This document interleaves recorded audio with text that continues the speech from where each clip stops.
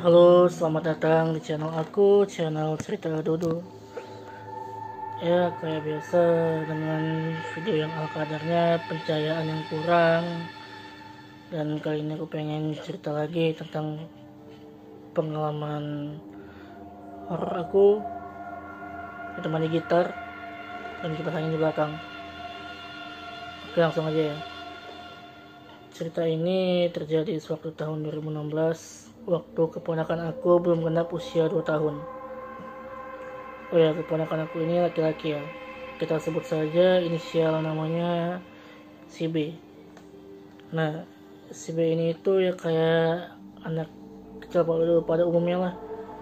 Ceria, sehat. Ya kayak anak-anak balita pada umumnya. Keseharian si B ini juga sering bermain. Entah itu bermain robot, mobil, atau kadang dia juga suka nonton tayangan YouTube anak-anak kesukaannya. Lanjut lagi. Cerita ini bermula, aku ingat betul, waktu itu masih dalam suasana Ramadan. Entah Ramadan keberapa, aku lupa lah, yang pasti masih Ramadan. Si B ini tiba-tiba merasa nggak enak badan. Ya kelihatan lah kalau anak kecil nggak enak badan kayak gimana. Dia yang biasanya ceria jadi lebih diam, nafsu makannya juga menurun.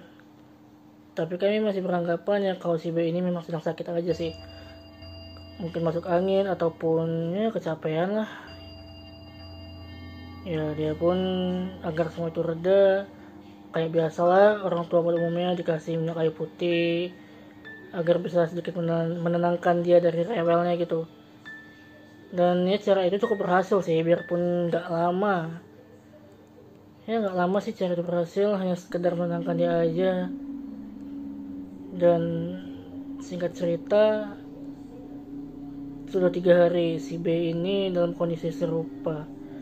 Dalam 3 hari ini dia tuh nggak menunjukkan ada perubahan. Ya memang sih sejak hari pertama itu si B ini sudah kami bawa ke dokter. Tapi kata dokter ya gitu, dia baik-baik aja, nggak ada sakit apapun. Tapi biarpun begitu, si B ini masih aja sering rewel. Biarpun ya kalau ke dokter biasa lah ya, dikasih obat paracetamol atau antibiotik itu.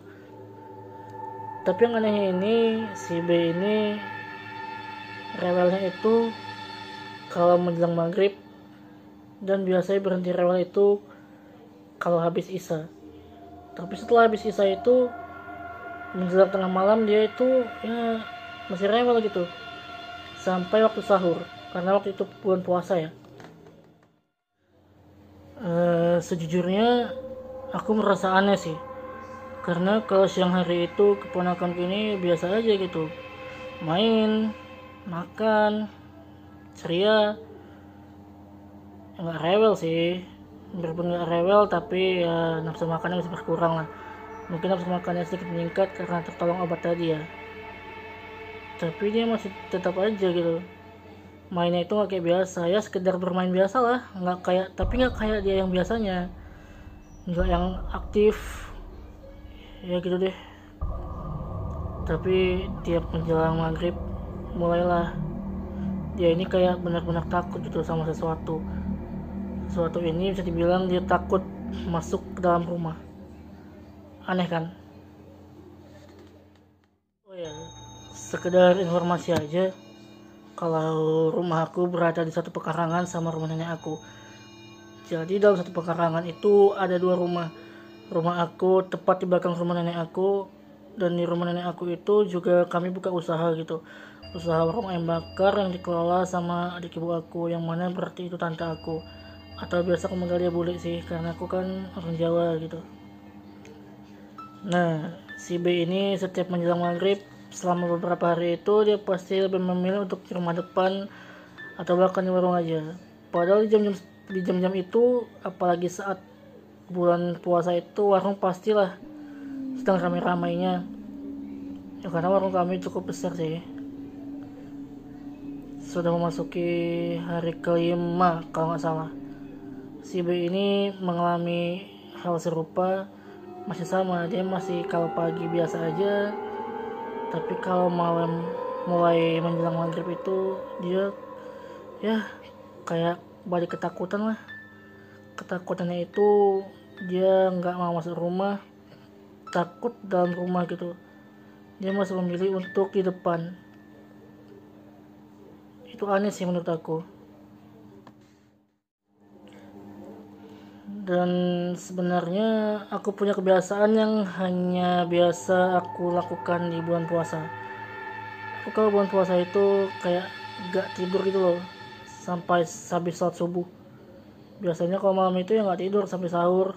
Setelah sahur sholat subuh barulah jam-jam 6 gitu aku baru bisa tidur sampai jam 10 pagi atau jam 11 siang biasanya. Barulah beraktivitas. Malam itu aku kayak diam aja gitu di kamar, ya kayak biasanya lah, sambil menunggu waktu sahur aku kayak ya nonton YouTube atau kadang baca-baca buku atau kadang juga iseng-iseng nulis gitu, ya nulis apa aja aku pikirin lah. Waktu itu kayak sekitar jam 1 gitu aku sadar air di botol minum aku habis dan aku merasa kehausan. Karena merasa haus dan botol di air sudah habis, botol di air di botol maksudnya, air di botol sudah habis. Jadi aku pergi ke dapur untuk ngambil air minum. Oh ya, posisi kamar aku itu langsung menuju ke ruang tamu.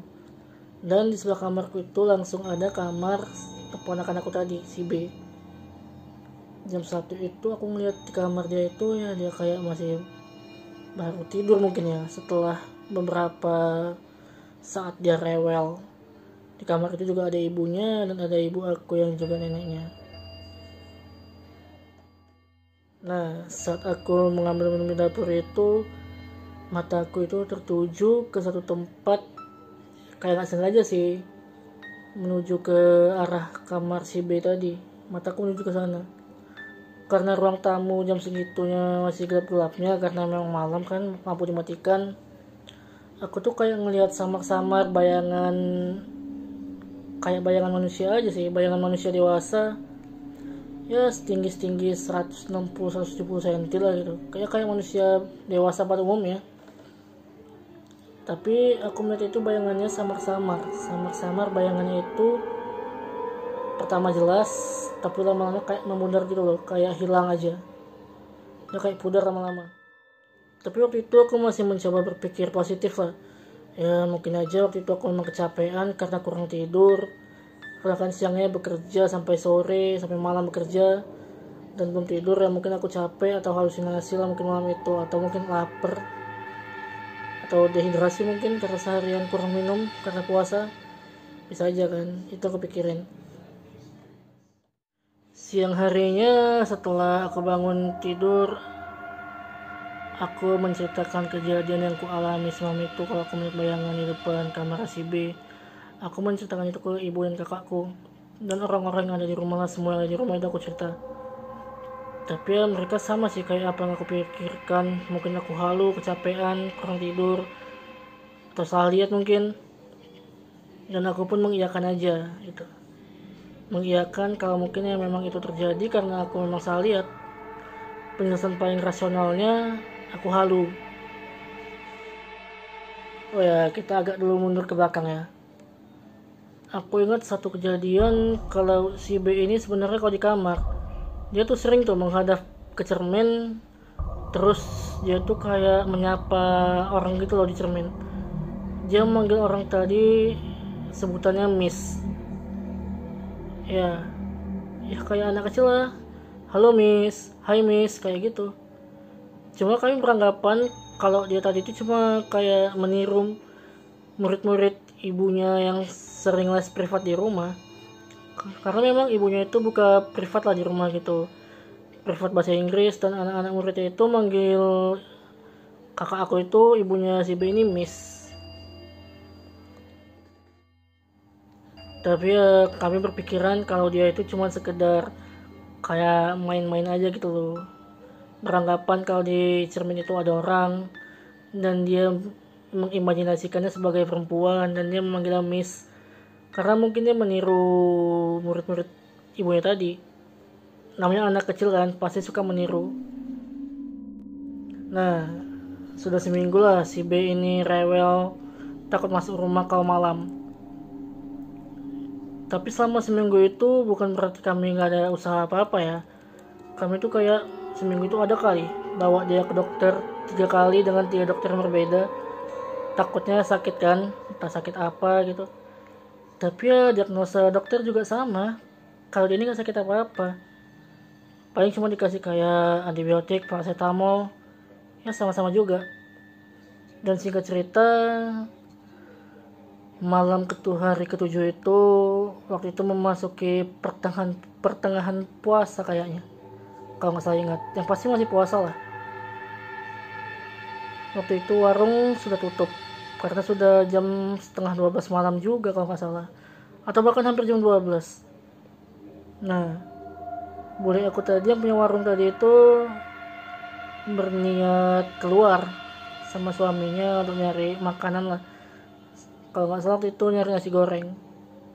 Dan karena bule aku ini juga orang tua angkat si B tadi, jadi ya karena anak tadi rewel, mau nggak mau ya udahlah, daripada rewel di rumah, diajak lah si B tadi naik motor untuk mencari nasi goreng tadi.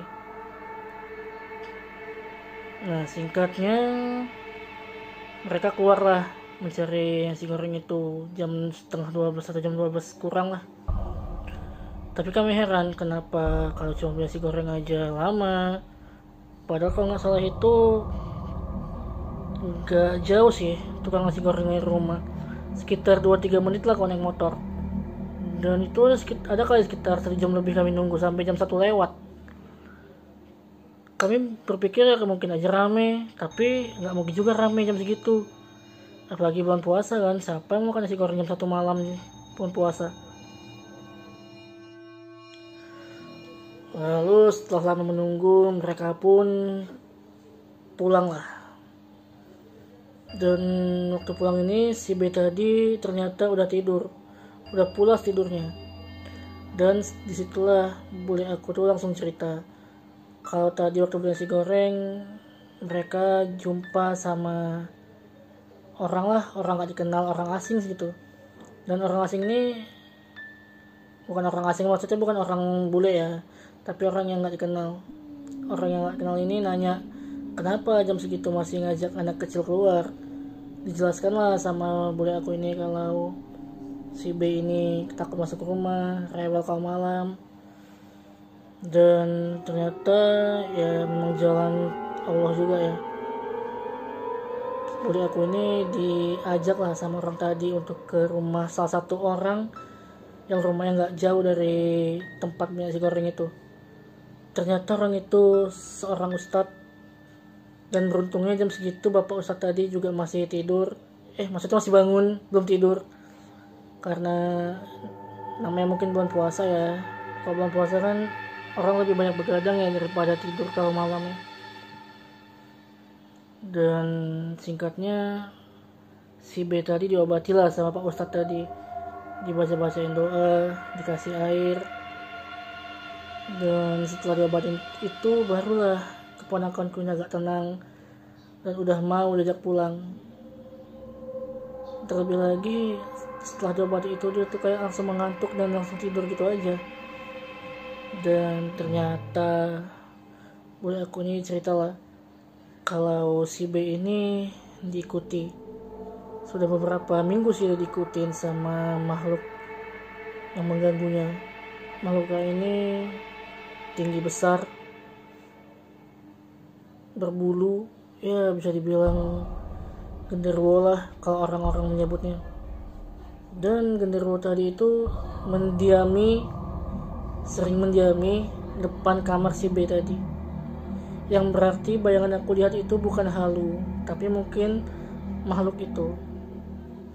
Makhluk ini awalnya nggak ganggu katanya, cuma sekedar mengikuti, tapi lama kelamaan ya namanya mungkin makhluk begitu ya, awalnya mungkin nggak ganggu, lama-lama mengganggu dan berdampak ke kesehatan si B tadi ya, meskipun nggak gimana sih kesehatannya, Tapi tetap aja sih yang namanya ketempelan itu pasti buat sakit kan, entah itu kecapean, nggak nafsu makan, atau ya gitulah. Dan bukan cuma itu yang mengikuti si B, ternyata ada satu lagi, yaitu sosok perempuan yang mendiami cermin yang biasanya si B ini menyapanya dengan sebutan Miss. Dan dia itu ternyata bukan halu, memang ada sesuatu di cermin itu. Sosok perempuan, tapi katanya nggak menyeramkan sih, kata Pak Ustadz tadi. Sosoknya cuma perempuan biasa aja, biarpun mukanya pucat, tapi mukanya itu normal kayak manusia pada umumnya. Ya kayak orang biasa lah. Dan ini memang sosoknya nggak mengganggu, dan sosoknya itu positif, dan memang sudah lama di situ dan akan susah untuk dihilangkan. Dan selama itu nggak mengganggu ya dibiarin aja lah.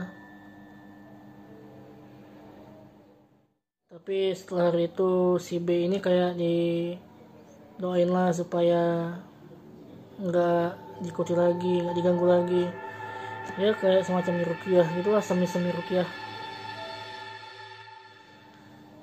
Oke, sampai di situ aja cerita aku yang nggak jelas ini. Ya intinya aku cuma pengen cerita aja sih, cuma pengen sharing. Terus kalau kalian suka boleh kalian subscribe, boleh di like, boleh di share. Kalau nggak suka ya di skip aja, nggak usah tonton juga nggak apa-apa. Oke, bye.